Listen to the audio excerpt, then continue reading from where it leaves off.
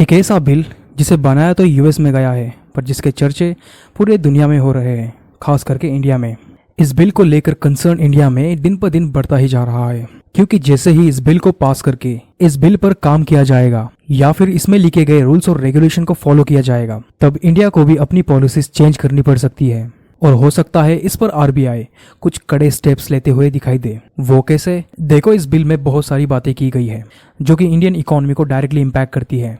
जैसे कि इंडिया के रेमिटेंस पर लगने वाला टैक्स, जो ओरिजिनली 5% हुआ करता था, वो अब जाकर 1% हो चुका है। पर फिर भी इससे इंडिया में आने वाले रेमिटेंस पर $320 मिलियन का डेफिसिट देखा जाएगा, जिससे कि आने वाले दिनों में इंडिया में $320 मिलियन की कमी देखी जाएगी। इसका असर ये होगा कि आने वाले समय में आरबीआई को अपनी मॉनेटरी पॉलिसी से रुपीज को इंडियन मार्केट से कम करना होगा। और अगर आरबीआई ऐसा नहीं करती तो हमारी रुपीज डॉलर के मामले में और भी कमजोर हो सकती है, जिसका असर ये होगा कि इंडिया में इन्फ्लेशन बढ़ेगा, चीजें महंगी होगी और कुछ सामान खरीदने के लिए हमें ज्यादा पैसे देने होंगे। इमिग्रेशन को लेकर पॉलिसी और भी हार्श हो सकती है, क्योंकि वे लोग अब यूएसए में आने वाले लोगों का सोशल मीडिया अकाउंट भी चेक कर रहे हैं कि कहीं अगर ब्राउजर की हिस्ट्री में एंटी यूएस प्रोपोगेंडा गलती से भी दिखे तो उनका वीजा कैंसिल कर सके। इंडियन इन्वेस्टर के लिए भी एक बुरी खबर है। जो लोग अपने कैपिटल को यूएस में इन्वेस्ट कर रहे हैं या फिर करना चाहते हैं, उन्हें भी ये सोचने के लिए मजबूर कर दिया है कि क्या वे यूएस में इन्वेस्ट करे या फिर ना करे, क्योंकि अगर इन सारी चीजों से यूएसए में डेप्ट बढ़ता है, अपने यहाँ पे इन्फ्लेशन को कम करने के लिए, उसे कंट्रोल करने के लिए उन्हें कहीं ना कहीं से मनी को बोरो करना ही होगा। और अगर इन केस वे मनी को बाहर से बोरो करते हैं अपने इन्फ्लेशन को कंट्रोल करने के लिए, तो उन्हें अननेसेसरी अमाउंट में बॉन्ड्स के नंबर को और भी इंक्रीज करना होगा। उससे ये होगा कि बॉन्ड की वैल्यू गिरेगी और उस पे मिलने वाली यील्ड बढ़ेगी,